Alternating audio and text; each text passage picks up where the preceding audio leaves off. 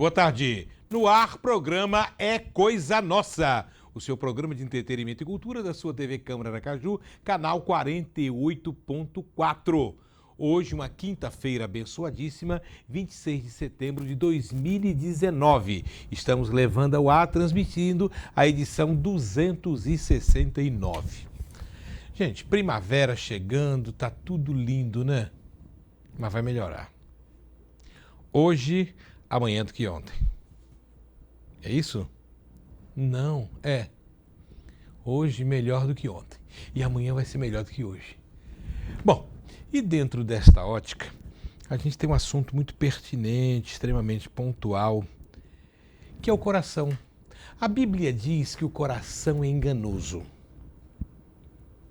O que a Bíblia quer dizer com isso? É que às vezes a gente é levado pelo coração por uma emoção, uma concepção errada, mas ela também adverte que dele provém o sentimento. O coração é uma hermenêutica que mostra como é o funcionamento da emoção humana. Mas não está muito longe do coração ser a mola mestra, a razão da vida.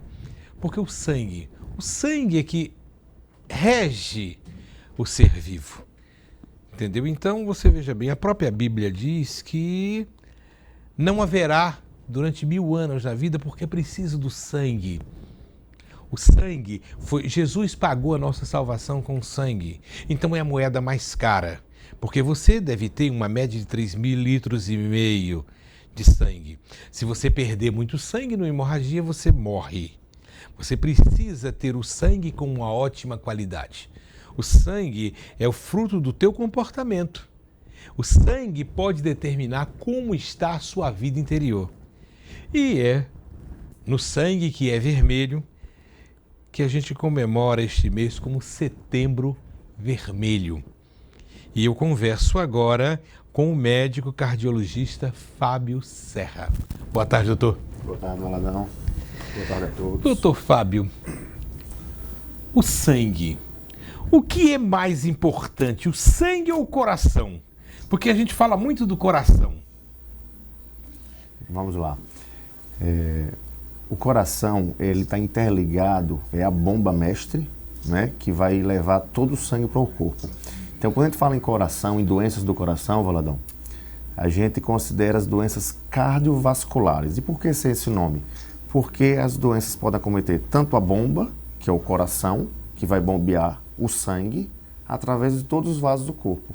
Então, quando você fala que você tem um AVC, que é um acidente vascular cerebral, quando você tem um infarto, que é um IAM, infarto agudo do miocárdio, isso está acometendo os vasos por onde o sangue está passando, que podem ser obstruídos ou você pode ter uma ruptura naquele vaso. Por exemplo, um caso como um AVC, acidente vascular cerebral hemorrágico, algum vaso do cérebro rompeu.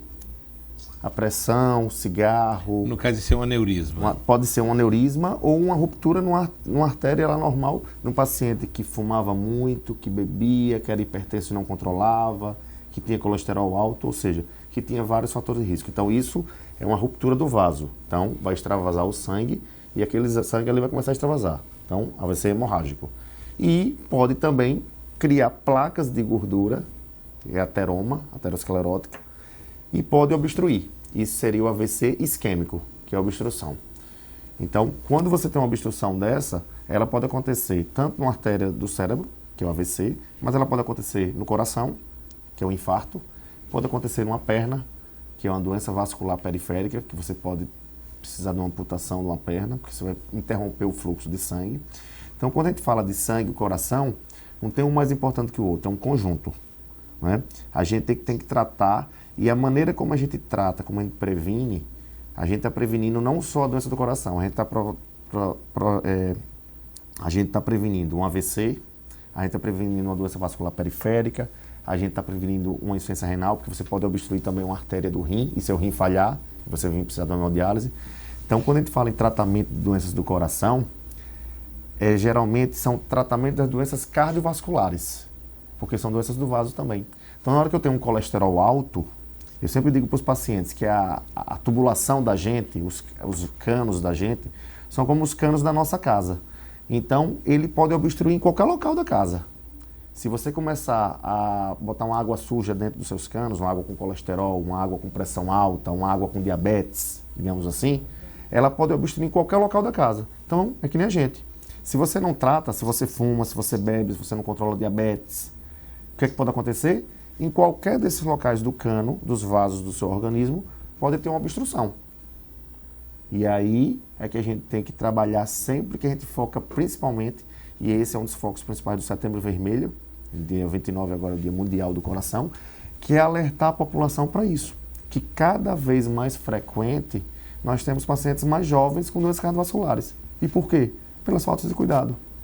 Cada vez mais hipertensos, cada vez mais obesos, cada vez fumando mais. Hoje se fuma menos, né? Fuma menos, mas a população jovem ainda tem uma prevalência alta do tabagismo, entendeu?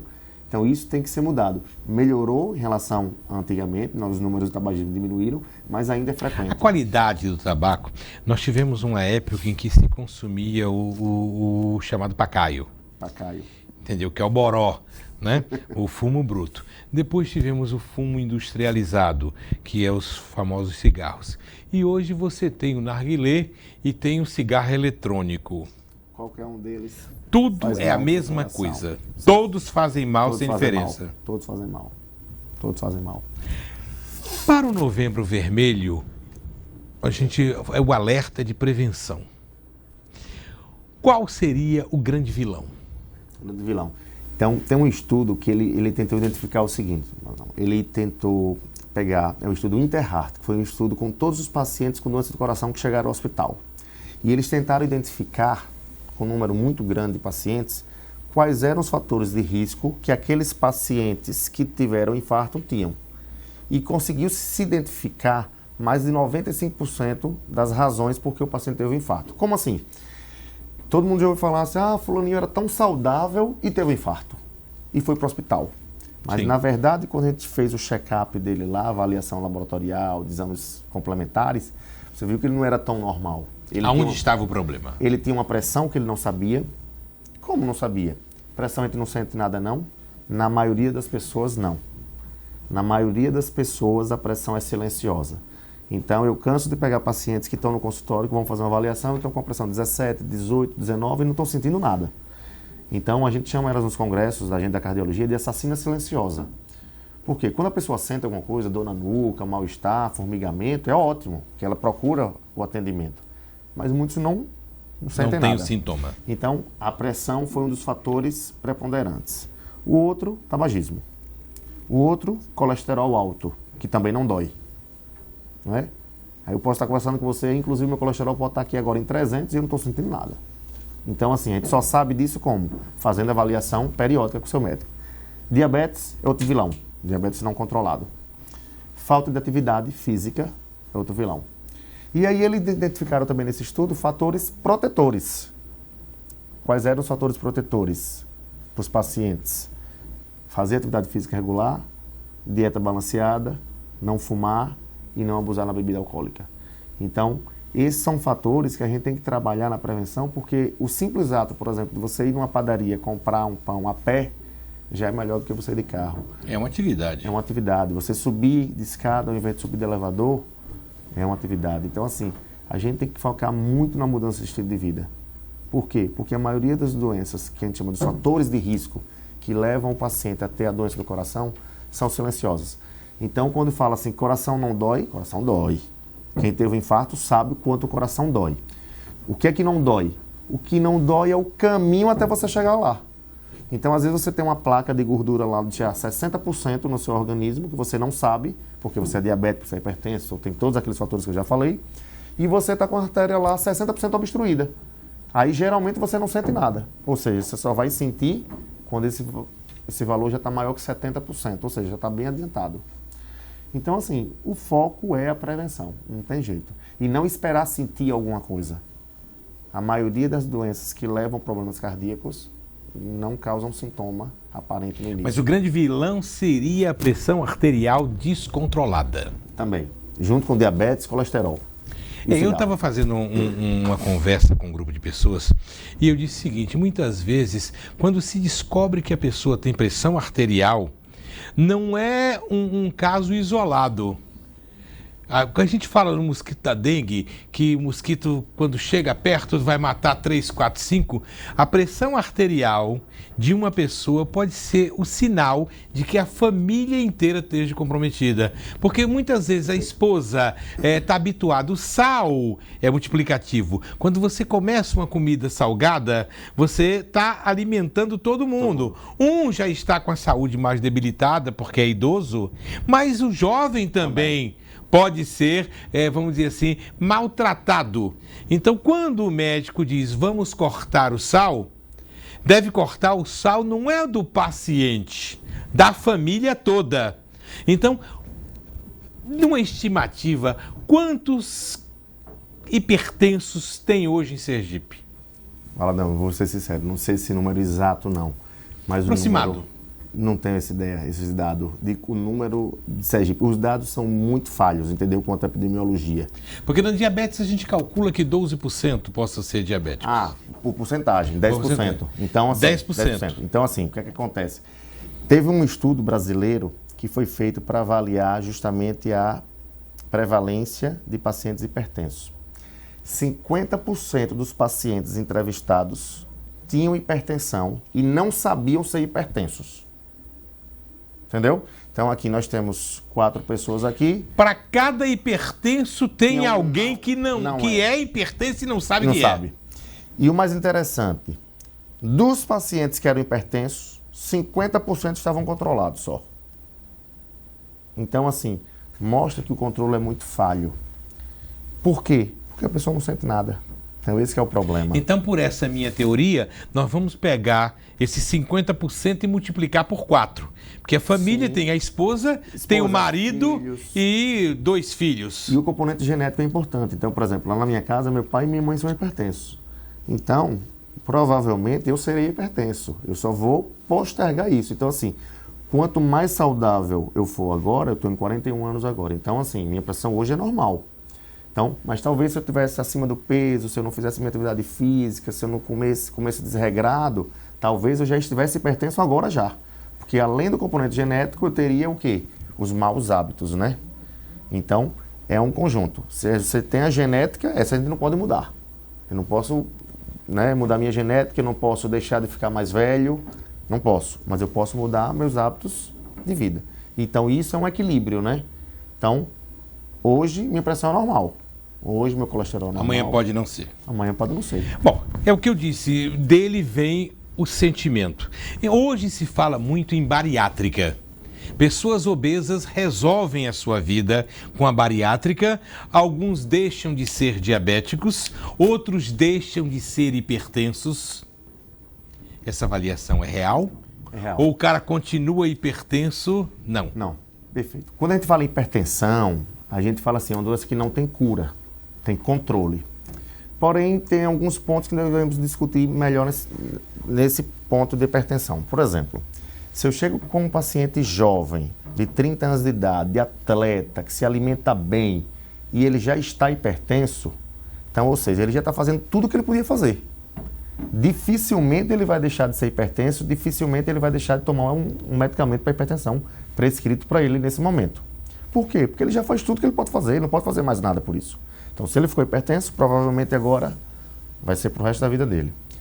Um outro caso, eu pego um paciente com 120 quilos, hipertenso, diabetes, colesterol alto. E ele faz a cirurgia bariátrica, e regula todas as taxas. Perde 50 quilos, então existe a possibilidade dele deixar de tomar um remédio de pressão ou ao menos diminuir o número de remédios, de diminuir o remédio de colesterol e de diabetes. Porque a massa corpórea diminuiu. Diminuiu. E o coração dele? Porque quando a gente tem um sobrepeso, o coração, ele aumenta em função da quantidade de líquido de sangue. Porque uma pessoa com 70 quilos vai ter 3,5 litros. Pode cair aí quando aumenta para 4,5 litros. Esse coração diminui? o coração se adequa. Ele tem uma hipertrofia que a gente chama de fase compensatória do coração. Então, assim, a depender do tamanho da gente, então um paciente de 60 quilos não tem um coração do tamanho do paciente de 120 quilos. Mas quando o paciente perde peso, esse coração se readapta. Por quê? Ele vai ter uma pressão menor, ele vai ter uma resistência menor. Então, o que é a pressão alta? É o vaso que está estreitado. Então, o coração, quando vai bater para jogar o sangue para o corpo, ele vai ter uma resistência aumentada. Se eu diminuo a pressão, o que é que vai acontecer? Eu estou folgando o vaso. Então, para o coração, vai ser mais fácil ele bombear o sangue, porque ele não vai ter essa resistência tão alta quando a gente perde o peso, quando controla a pressão. Então, o coração volta a se readaptar e ficar no tamanho normal. Então, o paciente, só por ser obeso, ele não fica com o coração doente, só por isso. Ele vai ter coração grande, porque o coração grande, quando a gente chama na cardiologia, seria insuficiência cardíaca, que é um coração que cresce e perde a compressão. Perfeito. É um coração que cresce e perde a força de contração, a compressão. Então, no paciente maior ou menor, não é assim. Ele se adapta, ele tem um tamanho maior, mas a função é preservada. E aí isso pode se adequar a um paciente que tem um peso, uma altura menor. Então Bruno Almeida tá de boa, pode ter 10 amores mais, entendeu? Bruno Almeida tá de boa. Obrigado, doutor Fábio. Esclarecedor, gente, Setembro Vermelho. É a tua oportunidade. Se você sente formigamento, se você tem consciência do problema de pressão, se você está pré-diabético, procura o teu médico, peça uma avaliação cardiológica. Hoje nós temos exames precisos, com esteira, com esforço, sem esforço, eco não sei das contas. O importante é que o coração esteja bem. Obrigado, doutor Fábio. Obrigado, Valadão. Deus abençoe. Bom, gente, eu vou ao break e quando eu voltar, eu vou falar sobre uma relíquia que só Sergipe tem, as bodegas de Aracaju. Daqui a pouquinho.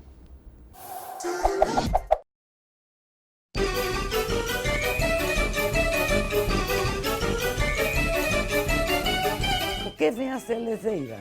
Na região norte existe uma expressão muito usada. Tu é leso? Assim mesmo, sem concordância, etc. Tu és bobo? Da palavra leso, derivou-se o substantivo leseira, que é ficar mole, leso, lesado.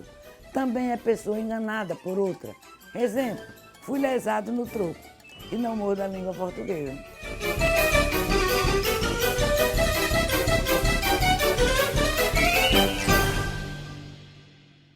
Você sabia que as pessoas trans já podem alterar o seu nome e seu gênero no cartório?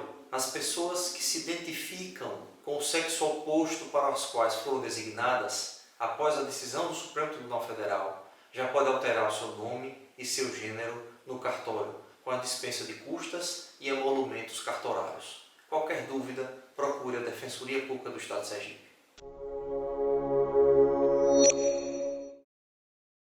Ei, queria poder falar com você, te falar desses últimos meses e como tudo tá melhor.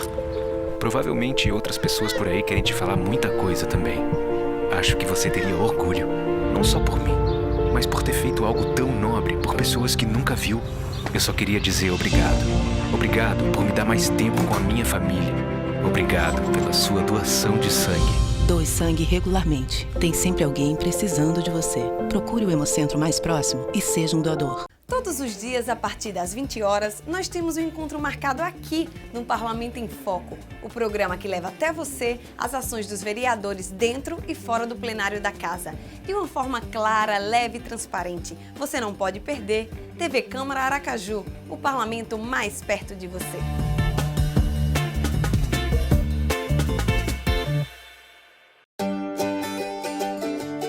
Eu sou aquela pessoa que acorda disposta para tudo, sempre ativa. Meu nome é Maria das Graças Moura de Souza, tenho 62 anos. A estimativa do IBGE é que daqui a 50 anos nós tenhamos um país com a população, em sua maioria, de idosos. Faço minhas atividades durante o dia, começo a caminhada e faço as atividades de casa, passeio. Um idoso que se cuida, ele tem uma saúde melhor, ele tem uma vida melhor, ele tem um sono melhor. Comecei a caminhar, achei que não estava dando jeito, aí comecei a pedalar. Hoje eu chego a pedalar assim 3 horas diariamente. É importante a saúde do idoso, ele ter o convívio social da maneira como ele consegue. Saúde para mim é tudo, né? Porque a pessoa sem a saúde não é ninguém, né?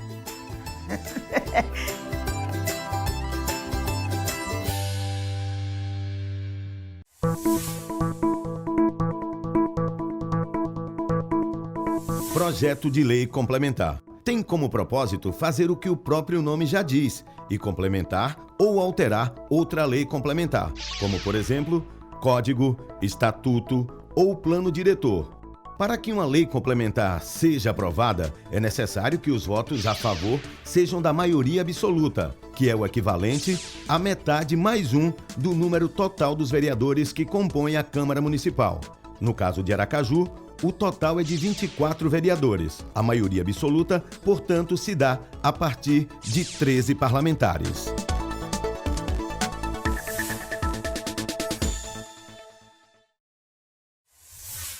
Você que necessita de uma medicação de alto custo, você que precisa realizar uma cirurgia e não tem condições de pagar por ela. Caso você tenha procurado o seu município ou estado e não tenha conseguido resolver sua situação, venha até a Defensoria Pública. Aqui nós tentaremos melhor lhe orientar e, além disso, tentaremos resolver sua situação, seja de forma extrajudicial, administrativamente, seja de forma judicial. Venha até nós.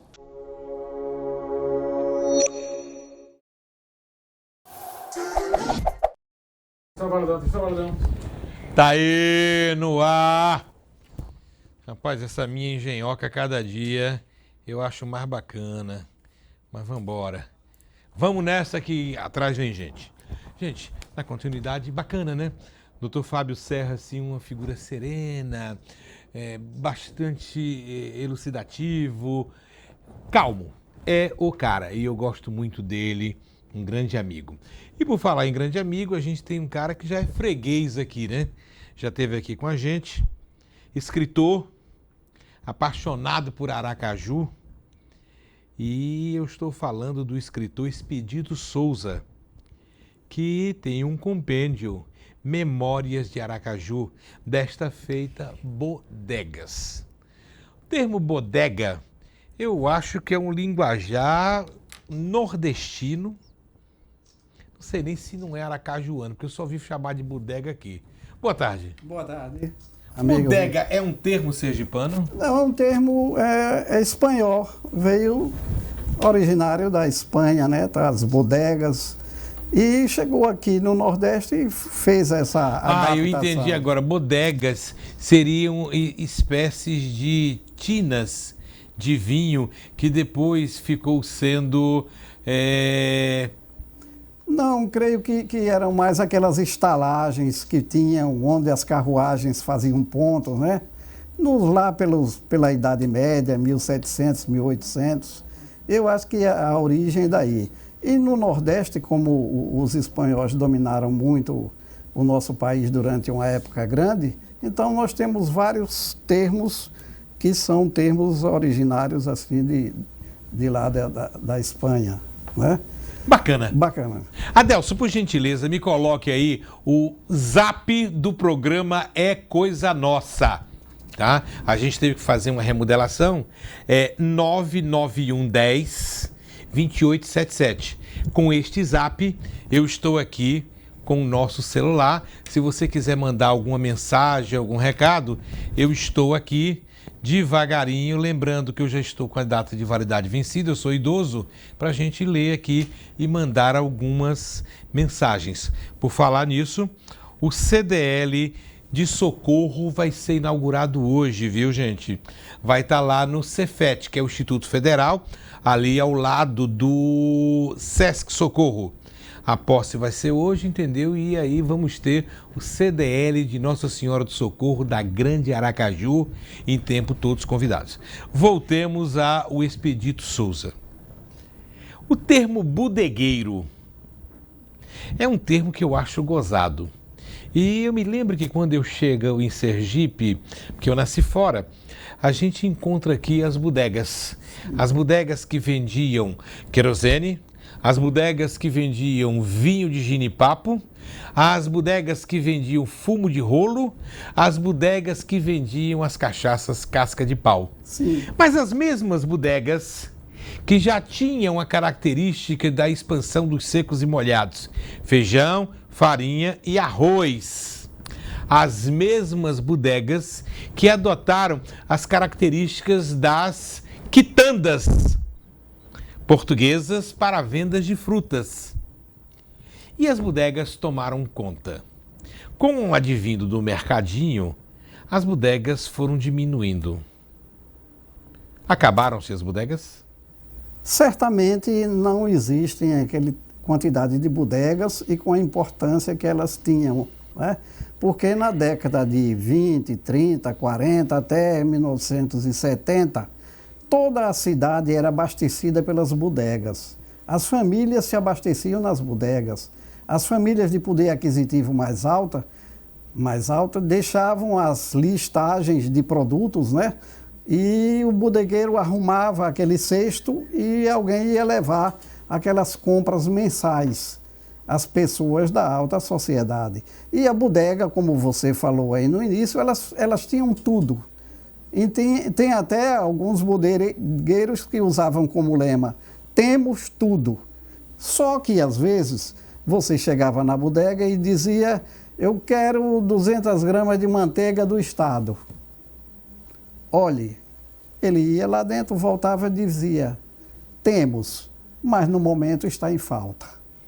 Temos, mas não gostei. Exato. Bom. Então ele não deixava de ter nenhum produto que você procurasse, ele tinha.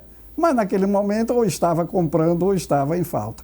Então as bodegas tiveram um papel primordial na distribuição e no atendimento das famílias, porque elas vendiam tudo. E principalmente através do uso da caderneta, que as famílias adquiriam os produtos o mês todo na caderneta. Às vezes o dono da bodega ficava com a caderneta e o comprador com outra. Ali se anotavam os produtos, né? E no final do mês o cliente ia lá, o freguês ia pagar a sua conta. Ou pagava todo, ou pagava uma boa parte e ficava um restinho para o mês seguinte. E esse papel fundamental também ele aparece na vinda de várias famílias do interior do estado que, por questões políticas, ou às vezes de mudança, a mãe era professora ou o marido trabalhava no estado, mudava o partido político, tinha que vir para Aracaju. Como? Compravam uma casa na esquina, abriam as portas e montavam... Os bodegueiros era de Itabaiana. Não creio que houvesse essa predominância antigamente. Não havia essa predominância.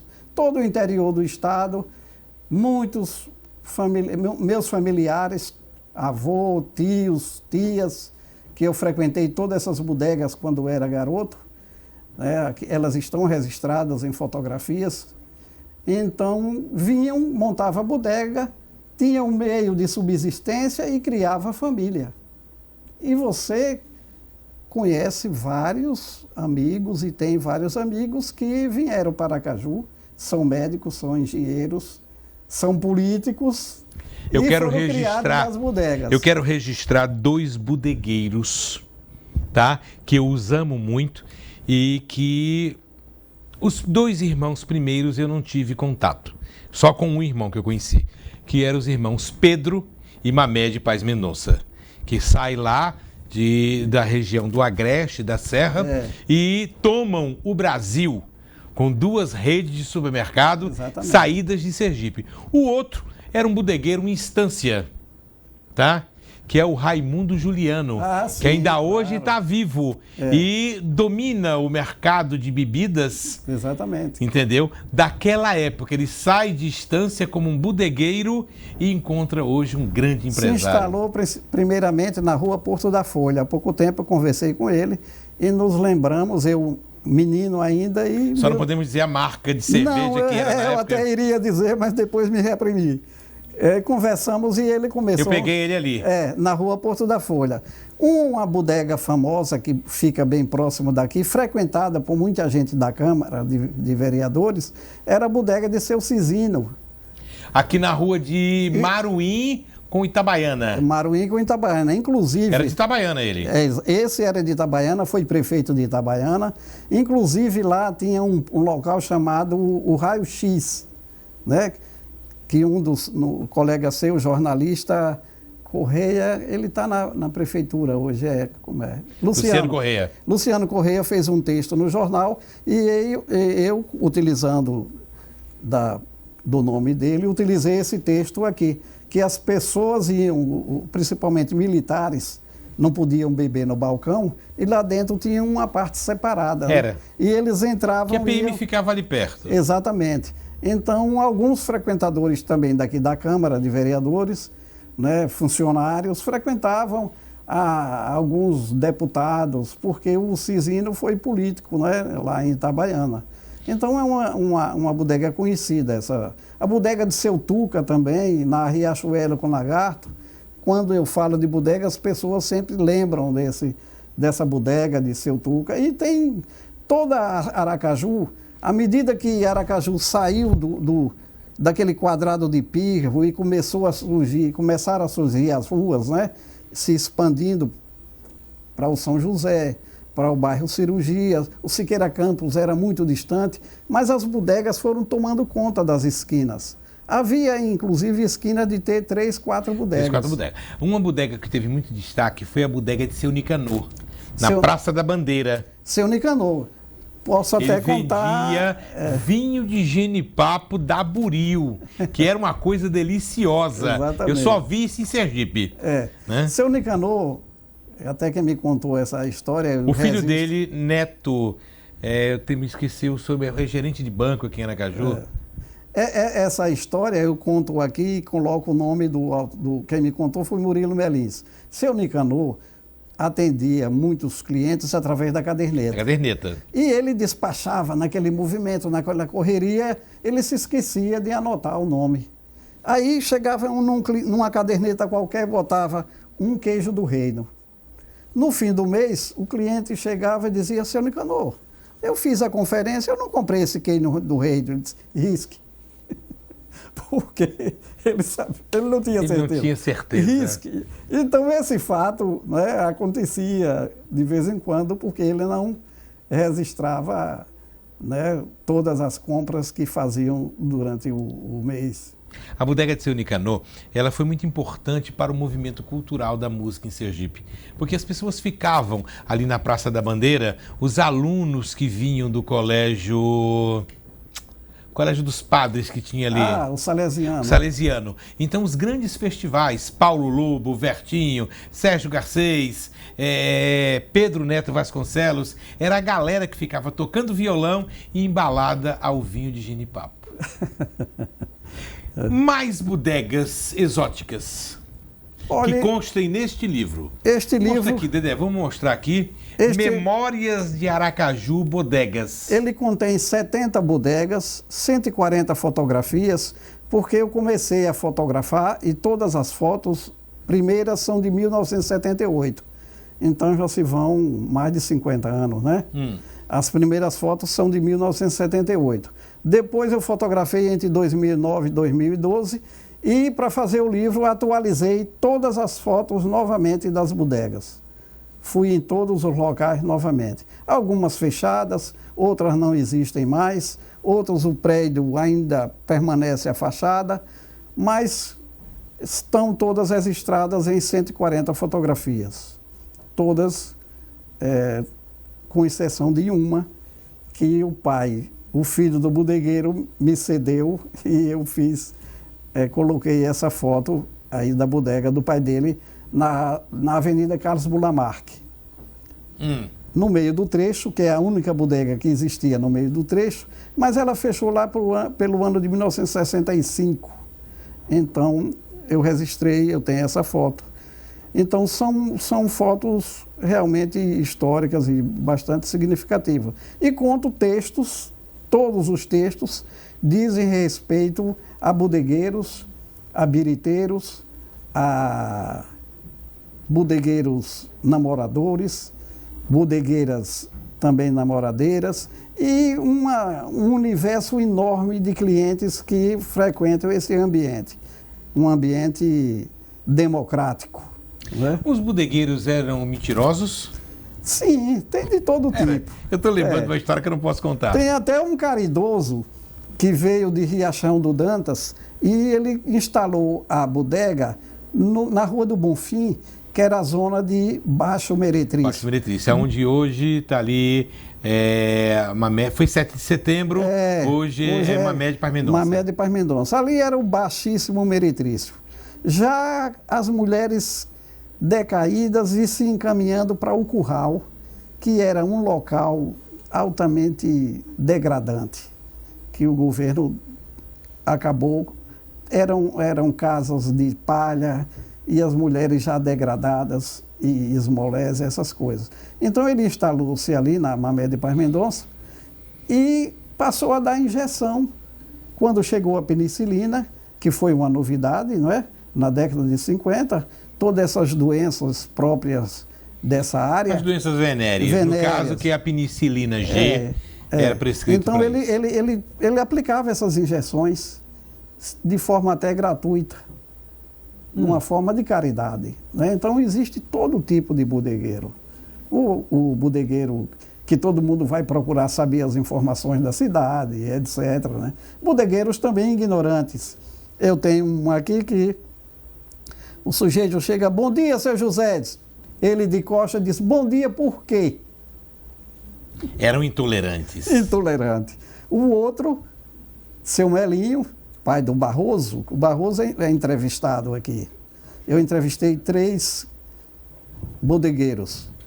Então, o seu Melinho atendia, ele já com mais de 80 anos, o sujeito, seu Melinho, eu quero um sanduíche. Só, o queijo está aqui, a faca está aqui, o outro, a salsicha está aqui, você pega a faca e faça seu sanduíche, que é homem não faz sanduíche para o outro. Negócio de verdura. Quer dizer, intolerância mesmo. A Isso. higiene dessas bodegas? Não, eram locais aprazíveis, na maioria dos casos, porque ali o bodegueiro era o meio de vida dele e atendia uma clientela de A a Z, né? E as cachaças? A cachaça, muito. Milone, Jurubeba, né? As famosas garrafadas. Garrafadas. A cachaça queimada, vinho com cachaça. Era o rabo de galo. Rabo de galo. E tem para Eu gostava dessas coisas. Zinebra Guichá. Zinebra Guichá é o pior porre que eu já tomei na vida. Você fica 3 dias exalando pelo corpo. Exato. Aprendi com um jornalista Chateau. Grande jornalista. Chateau, Carlos Alberto, né? Carlos Alberto. É. Talvez o melhor texto do estado de Sergipe. Foi o sergipano que ganhou o Clio, né? Mas nos deixou cedo a sua inteligência. Interessante, ele morava... Éramos bodegueiros juntos. Ele frequentava a bodega do Barroso, lá na esquina da Pedro Calazans com Itapuranga. Para você ver Pedro como... Calazans com Itapuranga. Tinha de Chico mais para cá, perto do Corpo de Bombeiro, ali na esquina. Na esquina tinha seu Landolfo, Dona Olga. Que Lindolfo, Dona Olga. Dona Olga. Minha avó comprava Dona Olga. Coincidentemente, eu morei ali durante mais de 15 anos. E eu morava na Rua de Maruim. Pois é. Éramos vizinhos. Era sim.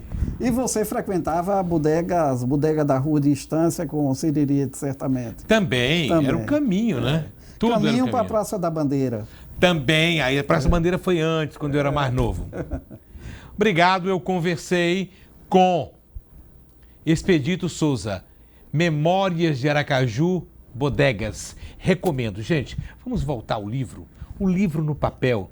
É bacana, você diz, eu leio no celular, é bom, mas aí você prejudica a vista, a luminosidade, cria problema. Voltemos para o livro no papel. Livro é cultura, precisamos ler mais. Obrigado, Expedito. Muito obrigado, foi um prazer imenso estar aqui com você. Eu vou ao break e volto já com Festival Internacional de Cinema de Itabaiana, viu? Não é brinquedo não, já.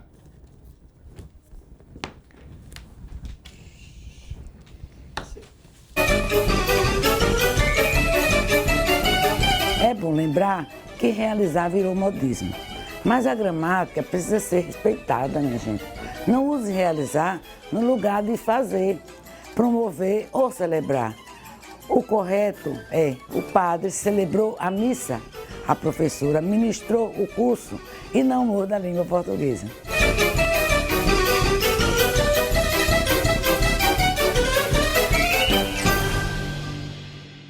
Você que necessita de uma medicação de alto custo, você que precisa realizar uma cirurgia e não tem condições de pagar por ela. Caso você tenha procurado o seu município ou estado e não tenha conseguido resolver sua situação, venha até a Defensoria Pública.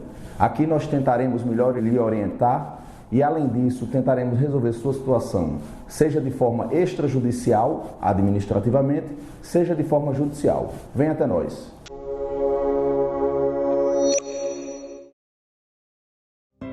Cuidar da saúde da boca é importante, para não doer, para não pegar até uma doença na boca. Eu sou Alice Andino, tenho 35 anos, sou a mãe do Carlos, de 12 anos. Cuidado com a boca faz parte do cuidado com o corpo. Então a gente já inicia essa questão da orientação no pré-natal da mãe. Nós orientamos sempre estimular a melhor alimentação, uma alimentação mais saudável. Eu fumei durante 33 anos. E fui diagnosticado com câncer de boca. É importante que as pessoas tenham a consciência de que quando identificarem alguma coisa diferente na sua boca, que procure a unidade básica de saúde do seu município mais próximo da sua casa. Cuidado com a saúde bucal é um investimento que a pessoa faz nela mesmo pro resto da vida. Se isso faz bem para mim, eu acho que isso vai fazer bem para todo mundo.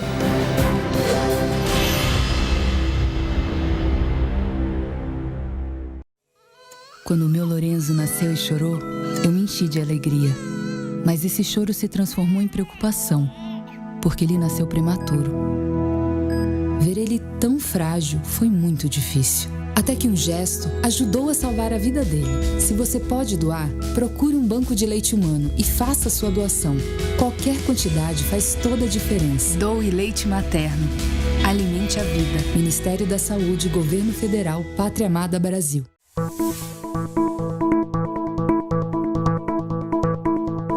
Projeto de Lei Complementar. Tem como propósito fazer o que o próprio nome já diz e complementar ou alterar outra lei complementar, como, por exemplo, Código, Estatuto ou Plano Diretor.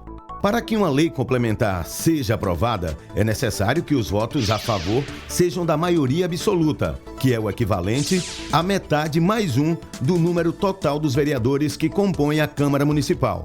No caso de Aracaju, o total é de 24 vereadores. A maioria absoluta, portanto, se dá a partir de 13 parlamentares.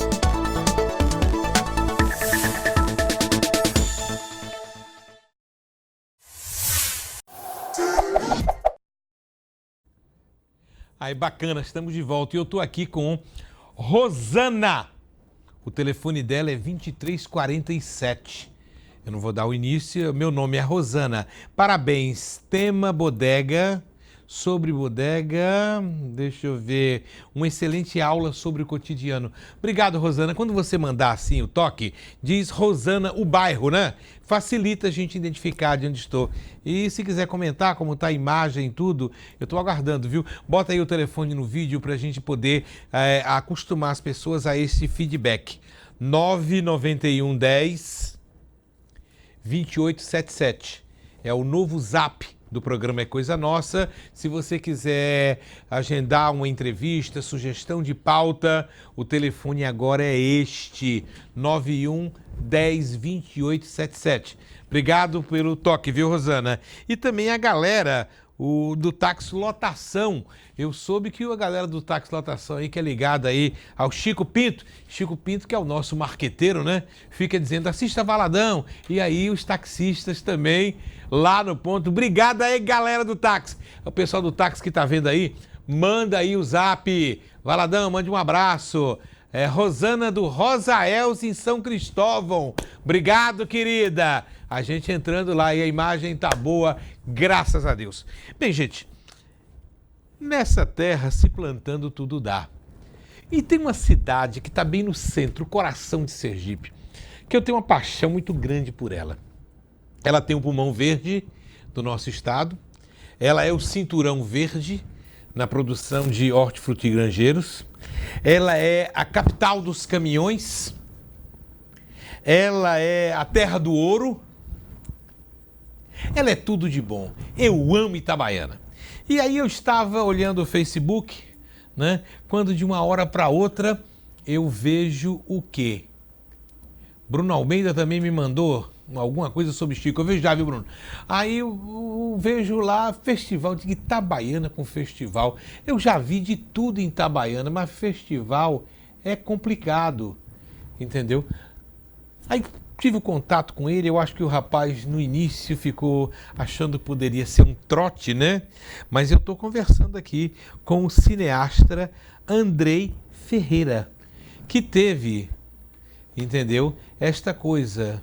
O Virgílio também não botou o nome dele não, mas ele disse que é o médico humanista. Bacana, Virgílio. Falando aí sobre o doutor. E, sim, a criação de onça pintada de Chico. Bacana. E aí eu digo, poxa, Festival Internacional de Cinema, não é nem nacional, é internacional. Aí eu me adentrei. Quando eu procurei, entendeu? Itabaiana tem coisas muito boas. Eu acho que um dos melhores sites de comédia está em Itabaiana. Eu sigo lá, tem a Cebolaria, tem um outro também, entendeu? Tem 2 sites. Então Itabaiana é uma cidade próspera que tudo dá. E você se torna cineasta em Itabaiana. Como começa você como cineasta, Andrei? Então, minha paixão começou dos meus pais mesmo, que sempre me incentivavam a assistir filmes. Tipo, eu assistia Poderoso Chefão com 10 anos. Meu pai adorava faroeste, então ele sempre incentivou eu a assistir filmes, eu sempre assistia filmes com ele, que não era pra minha idade, mas tipo, de alguma forma... Você foi frequentador do cinema de Itabaiana? Não, eu não era. Não chegou. Eu conheci ainda o cinema que ficava do lado de uma rádio, eu não lembro o nome do cinema. Eu tive no cinema, tem umas escadinhas assim, 3 andares de escadinha na praça, e era um bom cinema. Uma boa acústica, na época ainda do filme passado com eletrodo, aquela do toque, né? Mas até achar que poderia ter um festival de cinema de Itabaiana, aí você começou a assistir filme, certo? E quando você entende que você poderia fazer um filme? Com quantos anos? Rapaz, foi de 2013 pra cá, porque eu fazia sistemas de informação, larguei, quando eu fiquei sabendo que tinha audiovisual, eu comecei a me interessar, daí eu comecei a tentar entrar pelo vestibular, né? Eu já estava nesses temas, quando eu fui entrar no cinema aqui na Universidade Federal, eu já estava no 6º período de sistema de informação, larguei esses temas para fazer cinema. E aí você foi fazer cinema na Universidade Federal de Sergipe. Foi. Como é que foi o curso de cinema? O curso eu ainda estou cursando, estou no 6º período. E é um curso bem interessante porque a gente aprende coisas que a gente nunca imaginaria aprender tão facilmente, tão próximo, sozinho em casa ou em outros cursos, que são experiências que só a universidade teria para proporcionar para nós alunos, né? Então, foi na própria universidade, em incentivo de uma professora, que eu fiz o meu primeiro filme pelo celular mesmo, para concorrer no festival que tinha, o Festival do Minuto, no nosso departamento. Seria um curta? Um curta de 3 minutos, que era o Sentinelas. E esse curta, eu coloquei ele em vários outros festivais, exibi até fora do país. Esse curta... Você levou o cinema de Itabaiana até onde? Bangladesh, Nigéria, Reino Unido, Portugal, Estados Unidos. Querer é poder! Eu tô vendo agora a pegada do cara. Quer dizer que você fez no celular? Foi no celular.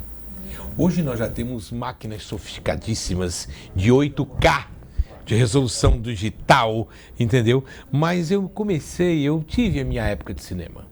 Só que a gente fazia Super 8. Entendeu? Era ainda uma coisa muito complicada, que colava na moviola, era um acetato para colar a película. Aí a gente, depois do filme pronto, tinha que mandar para o Sul para sonorizar. Acompanhei algumas coisas de 16mm que eu quero registrar. Valmir, o Cinefoto Valmir, que não existe mais, que tem preciosidades em 16mm.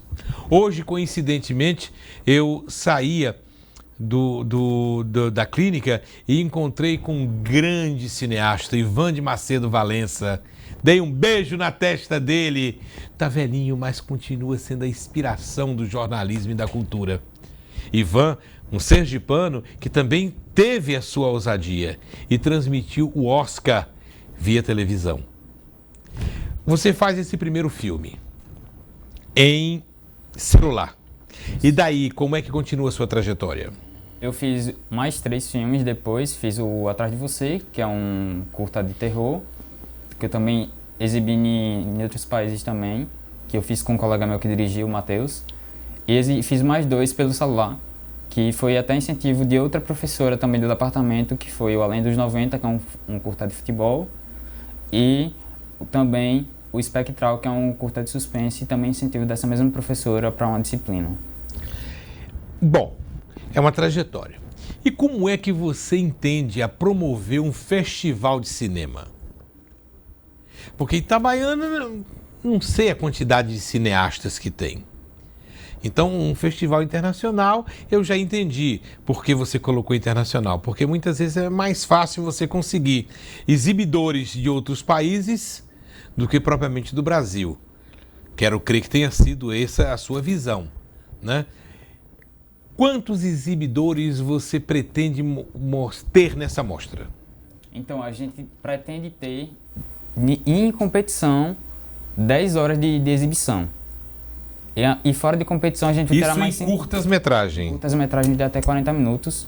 Fora mais 5 horas de exibição de filmes que a gente não vai colocar em competição, mas que seriam interessantes para o público assistir ainda. Então vão ser 10 horas de competição, 5 alternativos e ainda 5 horas de filmes infantis em outro espaço além do cinema. Serão 20 horas de exibição de filmes. A exibição desses filmes é realizada em bitola, é realizada em mídia. Como é que vocês pegam esses filmes? Como é que eles chegam? Então, o pessoal inscreve o seu filme, as inscrições ainda estão abertas. O pessoal inscreve o filme pra gente, então automaticamente quando eles inscrevem, eles automaticamente se o filme dele for selecionado, eles estão cedendo os direitos pra gente. Então, tem 2 formatos. O DCP, que é o formato para cinema, que vai ser exibido no cinema da cidade, que serão os filmes de competição, que vai ser no Cine Laser. Então, o DCP, que é o formato de cinema, e o MP4, que é o H264, chamado popular, que é o filme que a gente vai exibir no auditório. Chamado caseiro. É. No auditório, que é o formato que a gente coloca no computador, em vários locais. Seriam esses 2 formatos, os formatos principais de exibição, assim. No mundo da tecnologia, onde todo mundo é um diretor de cinema em potencial, todo mundo é um cinegrafista, todo mundo pode gerar um filme. Você acha que teve um amadurecimento jovem sergipano com essa perspectiva? Eu acho que sim, principalmente com a chegada dos smartphones, né? Quem não tinha condições de comprar uma câmera, querendo ou não, uma câmera profissional é um equipamento caro. E o celular está ao alcance de todo mundo atualmente. Então todo mundo tem como fazer seu vídeo e às vezes gosta de fazer, mas faz por brincadeira só. E às vezes essa pessoa tem um talento que ela às vezes não percebe, mas outras pessoas indicam fazer, que é o próprio celular. Eu acho que é a principal ferramenta de vídeo do mundo agora. Tanto que tem vários festivais já focados em apenas filmes feitos por celular, porque é uma nova categoria, um novo modo de fazer cinema, né? Tem filmes em Hollywood que usam celular só agora. Nos finais dos anos 70, eu tenho uma recordação muito interessante. Você conhece a Ribeira, lá em Itabaiana? Uhum. Então, o cineasta pernambucano Pedro Onofre veio a Sergipe e ele fez uma produção, um curta-metragem para a Insetur, que foi lançado apoteoticamente no extinto Cine Vitória, com aquela luz hollywoodiana. E ele estava produzindo, ele fez esse trabalho para ter recursos e produzir um filme nacional. E este filme tinha uma história.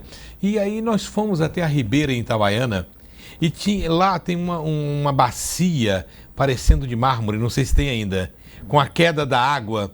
Então tinha uma cena, viu, Dedé, que mostrava uma atriz, hoje já não tão conhecida, uma atriz brasileira, que tomava banho despida nesse negócio. Aí, meu amigo, o acesso era um acesso ruim, eu não sei como é que está hoje. Isso tem mais de 40 anos. A gente para ir subia, tinha pedras de mármore, cortava o pé e tinha que ir com aquelas máquinas pesadas de 35 milímetros, aqueles cases, a gente subindo com aquilo, dificuldade para comer, para tudo. E quando chegou lá, a galera descobriu que tinha uma mulher nua tomando banho na ribeira. Meu amigo, nós esperamos 2 dias e ninguém arredava o pé para a gente poder fazer a filmagem. Isso constrangeu de tal sorte que no final do 2º dia se resolveu fazer a cena à noite. Foi a única forma. Então eu acho que tem uma chamada Itabaiana para o cinema, ou seja, já teve cena, eu não recordo o nome do filme, depois o filme foi lançado por esse cineasta pernambucano e que não fez muito sucesso, mas registrou o Sergipe. E nós temos cineastas sergipanos, eu vi essa semana uma matéria com o querido amigo Orlando Vieira, um homem que começou no teleteatro em Pernambuco, foi nosso vizinho por uns 15 a 20 anos na Rua de Maruim, entendeu? A gente teve a oportunidade de conviver com o ator César Macieira e tudo isso mostra que o cinema em Sergipe tem um chamado, precisa só de pessoas como você. Tá? No passado nós tivemos a Ilma Fontes como diretora que tocou para fazer o cinema e outros nomes, mas eu acho que eles foram muito coibidos. Eu espero que você, com este trabalho, vamos dar o site para as pessoas, quem tiver filme, você pode fazer um filme, gente, com seu celular, pega o celularzinho e... Bruno dizendo que a Ribeira não é em Campo do Brito, eu acho que é Itabaiana, não?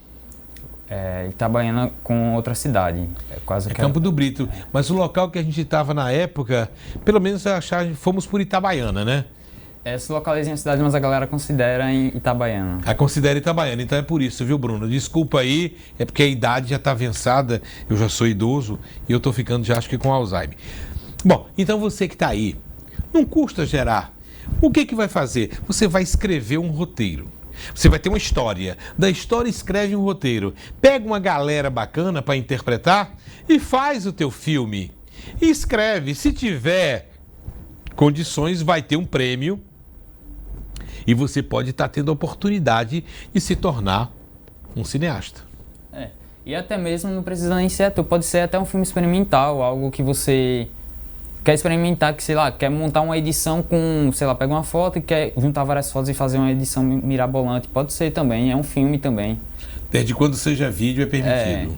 Desde quando, a gente tem categoria de videoclipe também, videodança, se você tiver uma performance, você se filmar, tem até categoria disso também, porque a gente está tentando diversificar para que todo mundo que trabalhe com vídeo e que, querendo ou não, cinema abrange vários vídeos, exiba também, tem a sua chance de se exibir, tem a sua oportunidade também, né?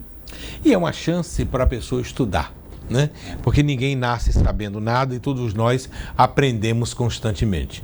Eu conversei com o Andrei Ferreira, ele que está promovendo o Festival Internacional de Cinema de Itabaiana. Tá aí o contato do telefone dele, tá? Quem quiser pode ligar para ele, maiores informações. O site... www.festicineItabaiana.com, Instagram e Facebook, @FesticineItabaiana. Festcine Itabaiana. Festcine Itabaiana. Vamos prestigiar, porque eu acho isso muito bacana. Cultura fundamental. Vamos ao cinema. Gente, muito obrigado. Final de programa. E a gente se encontra na próxima terça-feira, se assim o Deus quiser. Fui.